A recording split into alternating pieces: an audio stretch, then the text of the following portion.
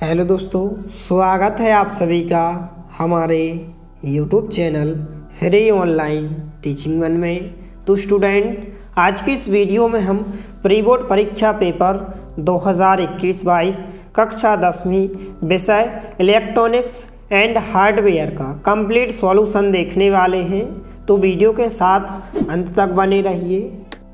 तो यहाँ पर पहला प्रश्न है, सही विकल्प चुनिए। यहाँ पर पहला प्रश्न है, निम्न में से सामान्य संचार की बाधा नहीं है। तो यहाँ पर इसका द नंबर का ऑप्शन इसका राइट आंसर होगा।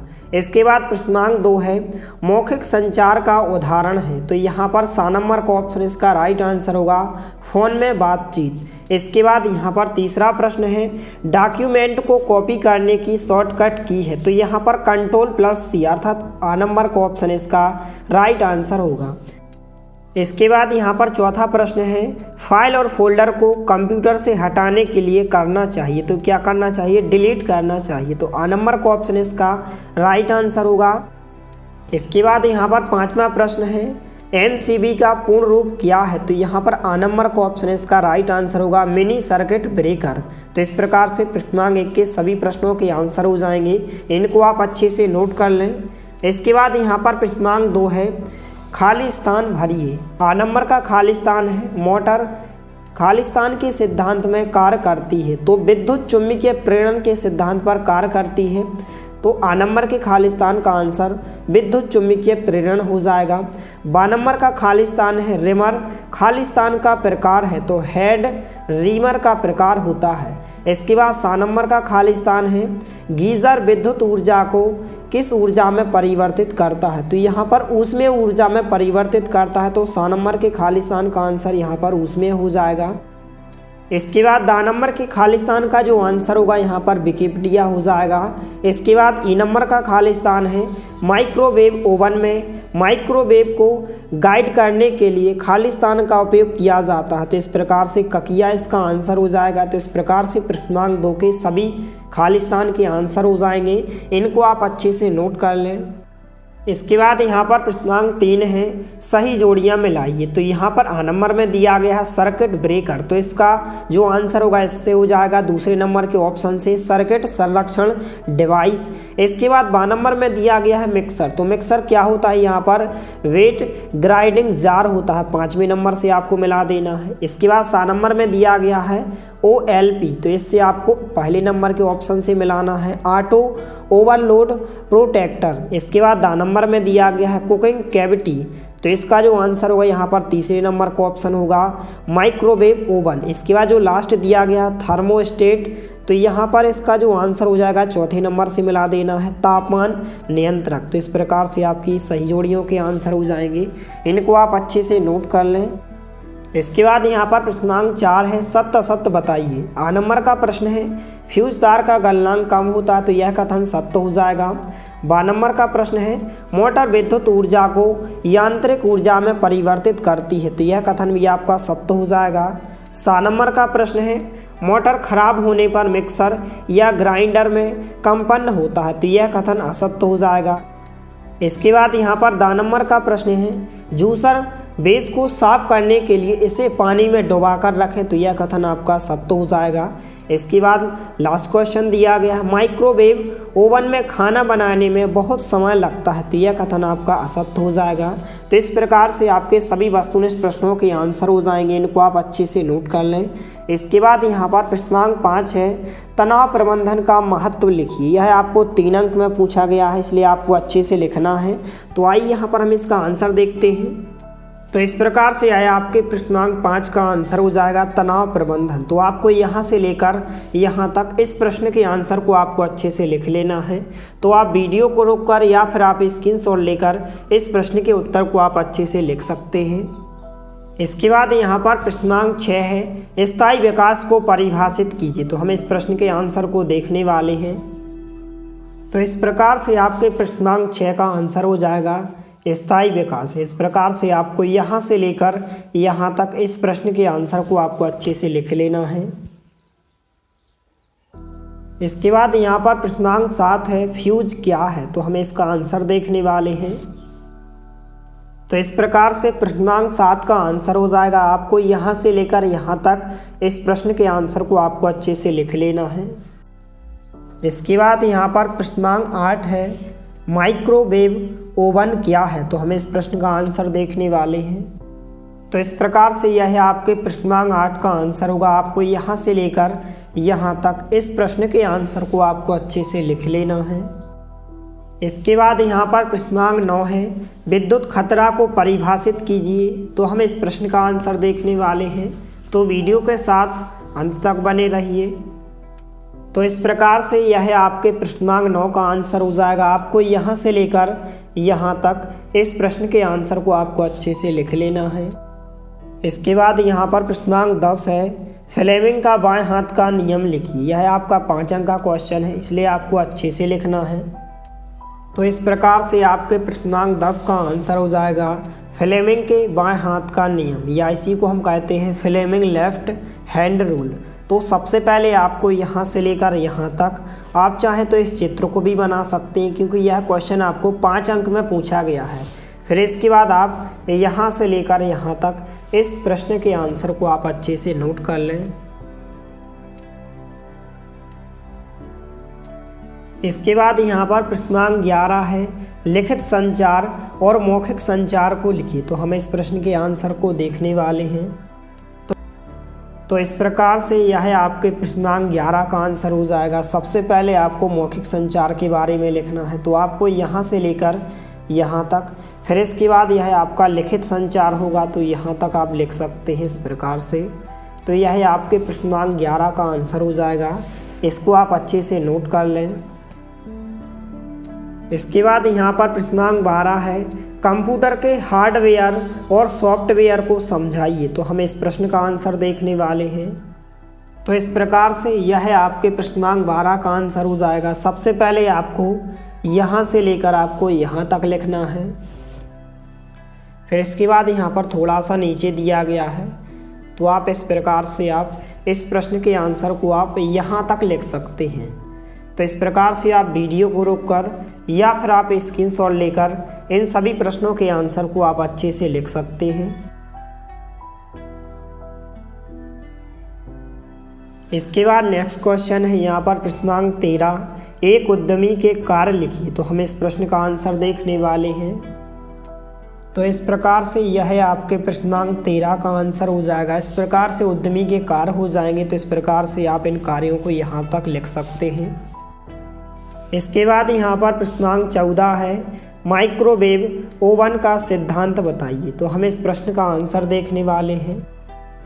तो इस प्रकार से यह आपके प्रश्न क्रमांक 14 का आंसर हो जाएगा, माइक्रोवेव के काम करने का सिद्धांत। तो आपको यहाँ से लेकर यहाँ तक इस प्रश्न के आंसर को आपको अच्छे से लिख लेना है।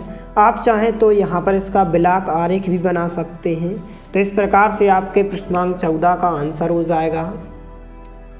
इसके बाद यहाँ पर प्रश्न क्रमांक 15 है, अग्निशामक मशीन को समझाइए, या इसी को हम अग्निशामक भी कहते हैं। तो हम इस प्रश्न का आंसर देखने वाले हैं। तो इस प्रकार से यह आपके प्रश्न क्रमांक 15 का आंसर हो जाएगा, अग्निशामक मशीन। तो आपको यहाँ से लेकर यहाँ तक इस प्रश्न के आंसर को आपको अच्छे से लिख लेना है। इसके बाद यहाँ पर प्रश्न क्रमांक 16 है, मोटर का सिद्धांत लिखिए। तो हम इस प्रश्न का आंसर देखने वाले हैं। तो इस प्रकार से यह आपके प्रश्न क्रमांक 16 का आंसर होगा। तो सबसे पहले आपको यहाँ से लेकर यहाँ तक, फिर इसके बाद आप चाहें तो इस चित्र को भी बना सकते हैं। फिर इसके बाद आपको यहाँ से लेकर यहाँ तक इस प्रश्न के आंसर को आपको अच्छे से लिख लेना है।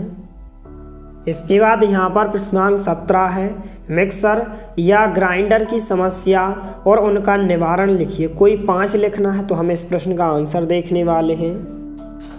तो इस प्रकार से यह आपके प्रश्न क्रमांक 17 का आंसर हो जाएगा, मिक्सर ग्राइंडर में समस्याएं और उनके समाधान। कोई 5 समस्याएं लिखना है। इस प्रकार से पहली समस्या हो जाएगी। तो इस प्रकार से आप यहाँ तक, फिर इसके बाद आप यहाँ तक लिखेंगे। इसके बाद यहाँ पर दूसरी समस्या हो जाएगी, यदि मोटर बंद हो जाए। तो इस प्रकार से आप लिखेंगे। इसके बाद तीसरी समस्या हो जाएगी, यदि मिक्सर किसी भी गति पर कार्य नहीं करता है। तो इस प्रकार से तीसरी समस्या हो जाएगी। इसके बाद यहाँ पर चौथी समस्या हो जाएगी। इसके बाद पांचवी समस्या हो जाएगी। तो इस प्रकार से आप कोई भी 5 समस्याओं को आप लिख सकते हैं। इसके बाद यहाँ पर प्रश्नांक 18 है, मिक्सर या ग्राइंडर के पुर्जों को समझाइए। तो हम इस प्रश्न के आंसर को देखने वाले हैं। तो इस प्रकार से यह आपके प्रश्नांक 18 का आंसर हो जाएगा। यहाँ पर मिक्सर के पुर्जे, तो मिक्सर या ग्राइंडर के विभिन्न भागों को निम्न अनुसार चित्रित किया गया। पहला पुर्जा यहाँ पर ढक्कन होता है, तो इस प्रकार से आप लिखेंगे। इसके बाद जो दूसरा पुर्जा होता है यहाँ पर जार होता है। इसके बाद यहाँ पर तीसरा पुर्जा हो जाएगा। तो इस प्रकार से आप यहाँ से लेकर यहाँ तक। इसके बाद जो नेक्स्ट पुर्जा होता है ड्राई ग्राइंडिंग जार होता है, तो आप यहाँ से लेकर यहाँ तक लिखेंगे। आप चाहें तो चित्र भी बना सकते हैं। इसके बाद जो नेक्स्ट पुर्जा होता है ब्लेड होता है, तो आप यहाँ से लेकर यहाँ तक लिखेंगे। फिर इसके बाद जो नेक्स्ट पुर्जा होता है ड्राई ग्राइंडिंग ब्लेड होता है। फिर इसके बाद यहाँ पर जो पुर्जा होता है वेट ग्राइंडिंग ब्लेड होता है। तो इस प्रकार से आप किन्हीं भी 5 या 6 पुर्जों के बारे में आप अच्छे से लिख सकते हैं। इसके बाद यहाँ पर प्रश्नांक 19 है, माइक्रोवेव ओवन के पुर्जों के कार्य लिखिए। तो हम इस प्रश्न का आंसर देखने वाले हैं। तो इस प्रकार से यह आपके प्रश्नांक 19 का आंसर होगा। माइक्रोवेव ओवन के प्रमुख आंतरिक भाग इस प्रकार हैं। तो सबसे पहले आपको इनके नाम लिखना है। फिर इसके बाद यहाँ पर इनके आपको कार्य लिखना है। तो यहाँ पर जो पहला भाग हो जाएगा मैग्नेट्रॉन हो जाएगा, इसका इस प्रकार से कार्य होता है। इसके बाद दूसरा कार्य हो जाएगा, यहाँ पर जो दूसरा भाग होता है थर्मोस्टेट होता है, इस प्रकार से इसका एक कार्य हो जाएगा। तीसरा भाग यहाँ पर इनपुट बिजली की आपूर्ति, इस प्रकार से इसका एक कार्य होगा। इसके बाद यहाँ पर चौथा भाग होता है हाई वोल्टेज ट्रांसफार्मर, इस प्रकार से इसका एक कार्य हो जाएगा। इसके बाद पांचवा भाग इस प्रकार से होता है उच्च वोल्टेज कैपेसिटर, इस प्रकार से इसका एक कार्य हो जाएगा। इसके बाद यहाँ पर छठवां भाग होता है रिले, इस प्रकार से इसका एक कार्य हो जाएगा। इसके बाद जो सातवां भाग होता है मुद्रित सर्किट बोर्ड होता है, इस प्रकार से इसका एक कार्य हो जाएगा। इसके बाद जो आठवां भाग होता है फ्यूज होता है, इस प्रकार से इसका एक कार्य हो जाएगा। इसके बाद यहाँ पर जो नौवां भाग होता है कूलिंग फैन होता है, तो इस प्रकार से इसका एक कार्य हो जाएगा।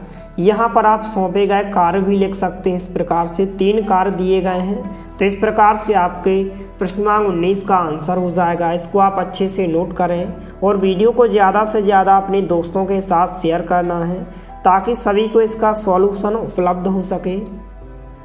इसके बाद यहाँ पर प्रश्नांक 20 है, विद्युत खतरों से बचाव के लिए कौन कौन सी सावधानियाँ रखनी चाहिए। तो हम इस प्रश्न का आंसर देखने वाले हैं।